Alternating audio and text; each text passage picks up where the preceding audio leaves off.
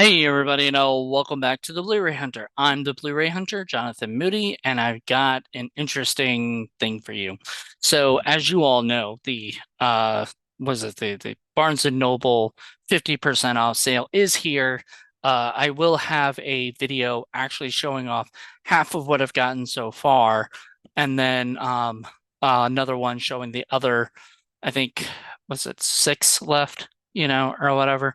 So, anyway, here we go. We're going to do a video. Basically, and you'll know what it is on the title and the subject headline. But basically, what I'm doing is I'm taking the uh my top 10 essentials kind of movies. For because I've seen a bunch of people do these like essential videos and everything. And I wanted to do one for Criterion, but I wanted to do one that was sort of, I guess, my top picks for directors too, like my favorite directors that are in Criterion, and some of the movies I have of theirs. So if you look at my shirt right there, you can see I'm wearing a Godfather shirt, so I have to wear that in the process. But here we go. You guys ready for this? So first one up is a directors you may know very well. And this is alphabetical order, by the way. So there's no like this is the top 10 like best or whatever. This is just 10 great directors who I think are great in Criterion and deserve their own movie or to showcase their own movie. So anyway, first off is the Coen brothers with Blood Simple. And I've seen a lot of people talk about this movie before, and I absolutely loved it. When I first watched it, I was blown away by it. And then, it's become one of those movies I watch over and over again. We reviewed it for Criterion Watch. It is a film I think really still holds up to being like somebody's one of some people's best first films, So if if I could make a feature length film this good, I'd be fucking happy. Um, so that's Ethan and Joel Cohen. So next is Sophia Coppola with the Virgin Suicides. Now, I I I think this might be the only one in the Criterion. They don't have any other Criterion films, like Lost in Translation's not there. The Bling Ring, Marie Antoinette. I don't think any of those are actually in Criterion.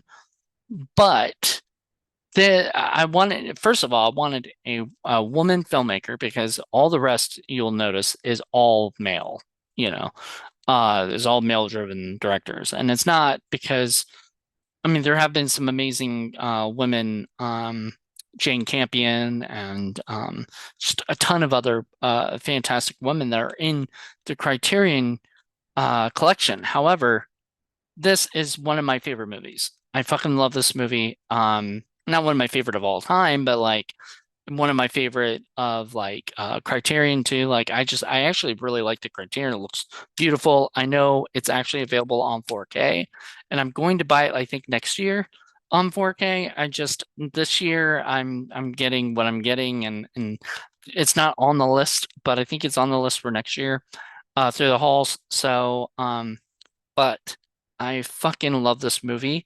Um, I just also I really don't want to buy that many movies that I already have on Blu-ray on 4K because then probably have to get rid of the Blu-ray because there's no reason to keep the Blu-ray if I have. I might. I don't know. We'll see. We'll see because the 4Ks come with the Blu-rays usually. Next is a David Cronenberg movie. I think I have two of them so far. And so this is Scanners, classic. So classic film. Um, I forgot to show off the backs of there where you can see all the special features and stuff. Like sadly, Sophia Coppola does not do any she doesn't do any commentary. Neither do the Coen brothers, but they do like conversations with people and stuff. And um, I think there was a conversation with, yeah, there's a conversation with the filmmakers, with Joel and Ethan Cohen on the Blood Simple. So Virgin Suicide has like some behind the scenes stuff. I think it even has like, yeah, it's got a soundtrack, song, music, video, and Lick the Star, a 1998 short film by Coppola. So there you go.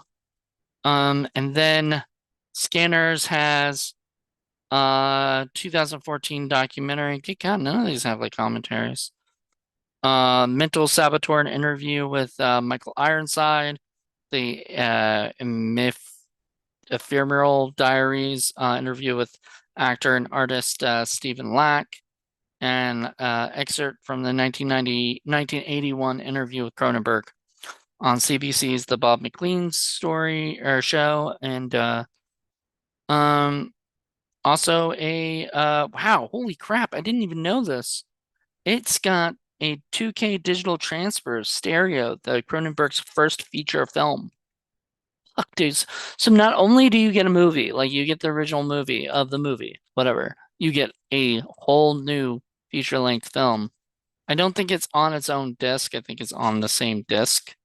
Um, yeah, it's only one disc. And what I love about Criterion is you get those booklets and everything like that. So, so so worth it. Um, for all that. Wow, man, I need to watch Stereo. Check that out. All right, moving on. Next is H2 Hitchcock, my favorite filmmaker of all time. Um, I have talked about this on multiple, like most people know this. Hitchcock is my favorite. I love Kevin Smith. I love Quentin Tarantino. I love, all these other filmmakers out here. And a lot of them that are in this collection, but Hitchcock is my favorite. This is Notorious. So Notorious with Cary Grant. I think it's Cary Grant and Claude Rains and was it Ingrid Bergman, I think. Yeah, Ingrid Bergman. It's got one of the scenes that would never be made today, which is like a drunk driving sequence. And a lot of films back in the early days used to do like drunk driving sequences that were uh, kind of poked to be funny, and comes off cringy these days. Audio commentaries from 1990 and 2001 featuring film historian Rudy Belmore and Alfred Hitchcock scholar Marion Keene. New interview with Hitchcock director David Spada, who wrote so many books. I've got a bunch of his books in my book collection, and a lot of great, fantastic ones. So I would love to kind of listen to that interview. New program about the film's visual style with cinematographer John Bailey. New scene analysis with film scholar David Bordwell. Once Upon a Time, Notorious 2009 documentary about the film featuring actor Isabella Rossellini, uh, filmmakers Peter Bogdanovich, uh, Claude Charbel, and Stephen Frears, and others, and new program about Hitchcock's storyboarding and pre-visualization process by filmmaker Daniel Rame. Newsreel footage from 1948 of actor Ingrid Bergman and Hitchcock. Lux Radio Theater adaptation of Notorious from 1948, featuring Bergman and Joseph Cotton. Interesting. So plus an essay. So there you go. Notorious. Next is a movie I was shocked. This is a movie that just sort of kind of blew me away. I did not know this was going to be this good. Like, okay, so people told me it was going to be this good. I just sometimes I don't believe it, until I see it. And that is Barry Lyndon. If you have not seen this movie, it is glorious. They do a lot of really cool stuff. I know this is something that Paul wants to do someday on Criterion Watch. We just haven't gotten around to it. Plus, it's like 3 hours long or 4 hour, like it's 185 minutes. It's pretty long. So, but it is so well worth it. Like, if you get a chance to watch this movie, I would say do it. Next is a film by so that was Stanley Kubrick, and it's got a new documentary featuring the casting, crew interviews, as well as audio excerpts from a 1976 interview with director Stanley Kubrick. So this was Stanley Kubrick, so this is K, which is funny that he goes from H, Hitchcock, to K, which is Paul's favorite director, Stanley Kubrick. New program about the film's groundbreaking visuals featuring focus puller Douglas Milsome and gaffer Lou Boge, as well as excerpts from a 1980 interview with cinematographer John Alcott. New program featuring historian Christopher Frayling on Academy Award-winning production designer Ken Adams. New interview with editor Tony Lawson.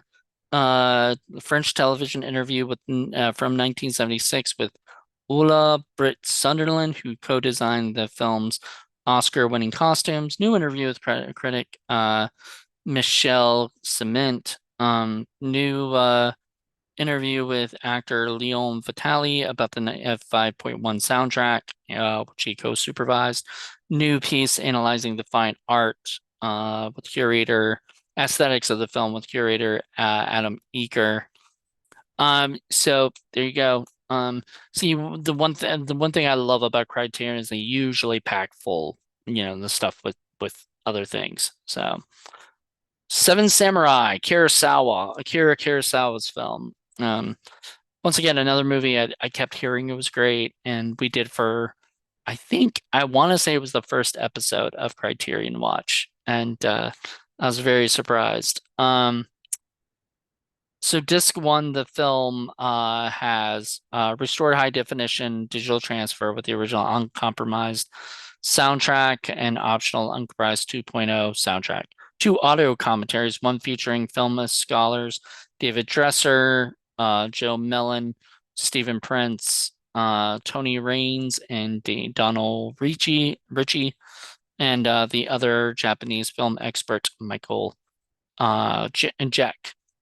Disc 2 is the supplements and has a 50-minute documentary of the making of Seven Samurai, created as part of the Toho Masterworks series. Akira Kurosawa, it is a wonderful to create. My Life in Cinema, a 2-hour video conversation with 1993 between directors Akira Kurosawa and Nagisa Oshima. Seven Samurai Origins and Influences, documentary looking at the samurai traditions in the films that helped shape Kurosawa's masterpiece, and the theatrical trailers and teaser, gallery with posters, and it's also got a booklet and stuff. So amazing stuff.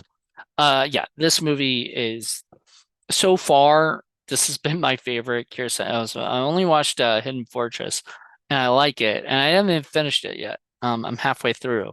I need to finish it, but this one was so much more fun, and yeah, I can see why like Magnificent Seven stole, basically the idea and everything. Next is a 4K. So this is there's two 4Ks in this collection. That is Mulholland Drive by David Lynch. So went from Kurosawa to David Lynch. Yeah, that is right. Alphabetically. This has a director-approved 4K HD, UHD transfer.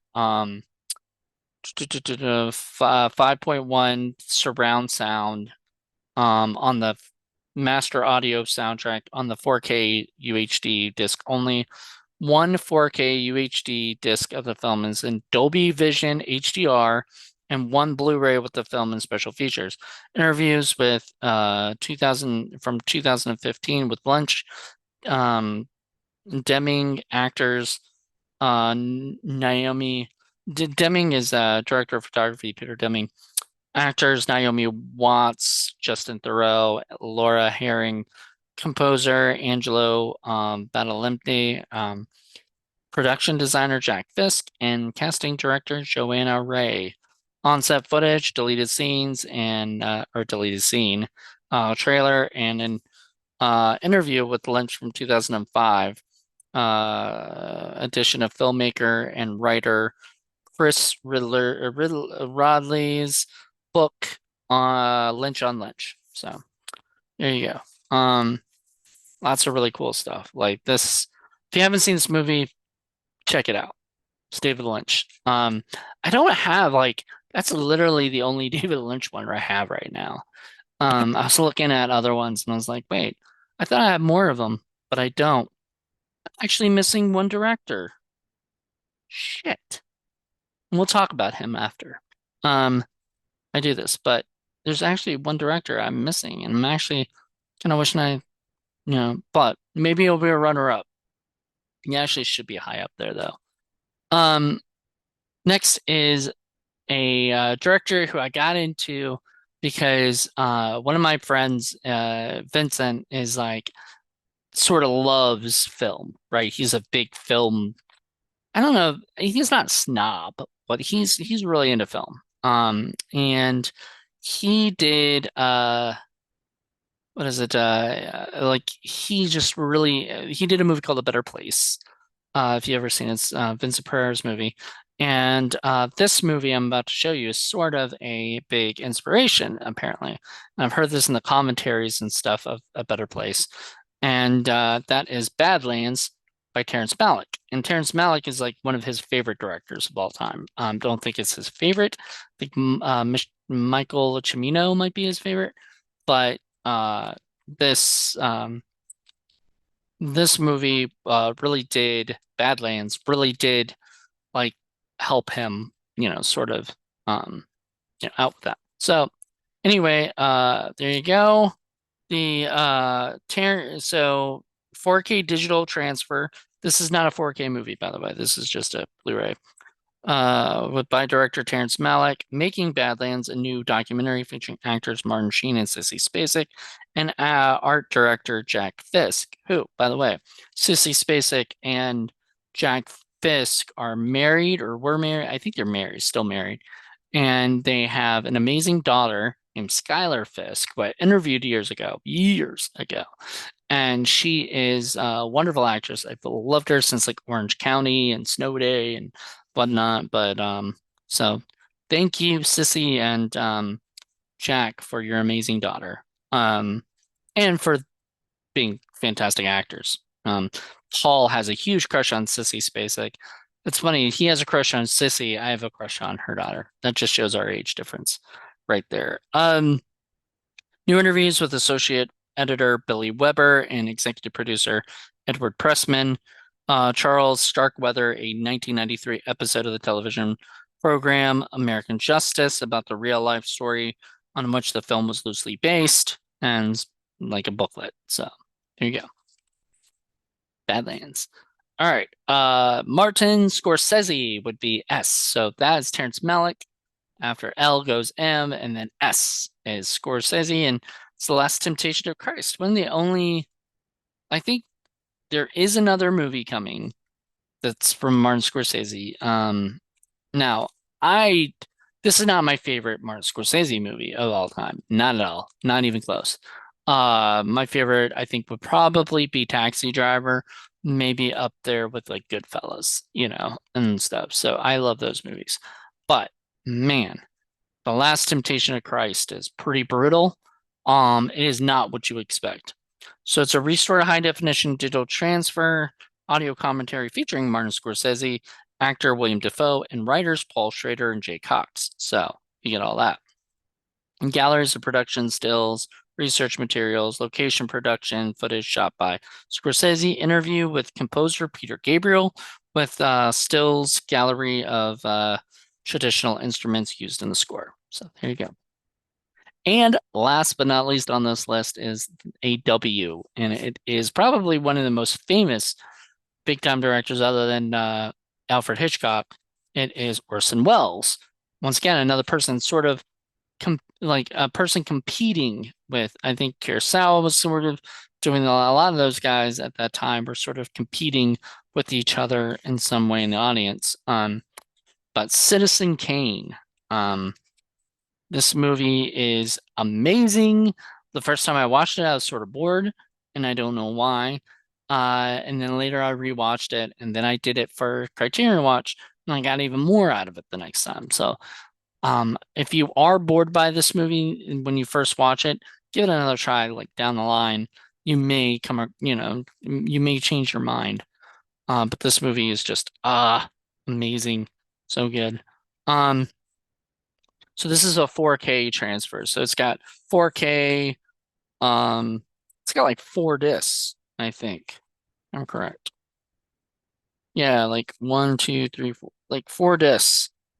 And I mean, that in itself is well worth it. Lots of really cool stuff. So, um, let me just read what they have. Three audio commentaries featuring Orson Welles scholars James Nermo and Jonathan Rosenbaum, filmmakers Peter Bogdanovich, and film critic Roger Ebert. So if you want to hear what Roger Ebert has to say or them, you can listen to the awesome commentary. The Complete Citizen Kane, a rarely seen feature-length BBC documentary. New interviews with critics Farron Smith Neame and film scholar Raquel J. Gates. Two video essays by film scholar Robert L. Carringer and filmmakers David Cairns and Randall William Cook. New program by film scholars and effects experts Craig Barron and Ben Burt. Interviews with and collaborators collaborators of Wells, as well as the film professionals who have seen and influenced by the film. New documentary featuring archival interviews with Wells, television appearances by actor Joseph Cotton, The Hearts of Age, a silent film made by Wells as a student in 1934. The Hearts of Age.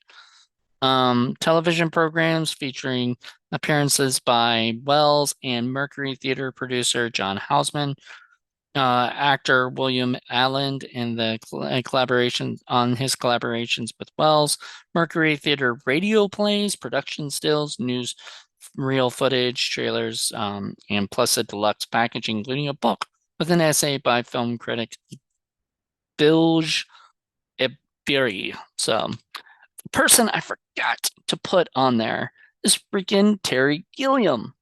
I don't know why I forgot to put him on there. I have so many of his movies. I would probably, if I had to pick one of all of them, I would have probably picked Time Bandits. Probably one of my favorites of his movies. Um, that or Fisher King, which I do want to get both of those on 4K. I think next year I'm gonna do that. Just because I got them both on Blu-ray recently enough, like that I'll just wait till next year to upgrade to 4K for a lot of these things because a lot of the ones I'm gonna get, and you're gonna see in another, as I said in another video coming up of the movies that I got, you'll see like I already, did that. So I don't want to upgrade till like I'm sort of ready to do that. So anyway, that's it. That's my recommendations. This is a little longer than I was planning, because I wasn't planning on telling you everything that's in those things. But I thought, why not? It's really nice sort of to like give you guys the heads up of what you guys can expect from this. So hope you guys enjoyed this little essential, like these directors, uh Orson Welles, Martin Scorsese, Terrence Malick, David Lynch, Akira Kurosawa, Stanley Kubrick, Alfred Hitchcock, David Cronenberg. I said David Lynch earlier. Sophia Coppola and was it Joel and Ethan Cohen, who I believe also Miller's Crossing is on there. And I think you can get like Barton Fink on, and maybe even Hudsucker Proxy on other ones. But I have to say Blood Symbol's the best. Terry Gilliam, all of those directors are freaking fantastic, and they deserve, the attention and love that they have. So, if you didn't get a chance to pick any of those up or any ones from those, as I said, Miller's Crossing or David Cronenberg's got a bunch. I've got Videodrome. David Lynch has a bunch. Other than Mulholland Drive, he's got Lost Highway and Twin Peaks and Inland uh Island or Inland Empire, something like that.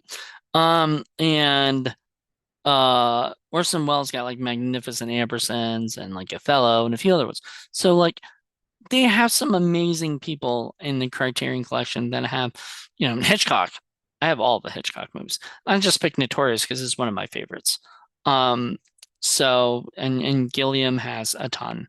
So if you like those movies or those filmmakers, those are the movies. Like these are my essential ones, I would say, to pick up for the Criterion sale.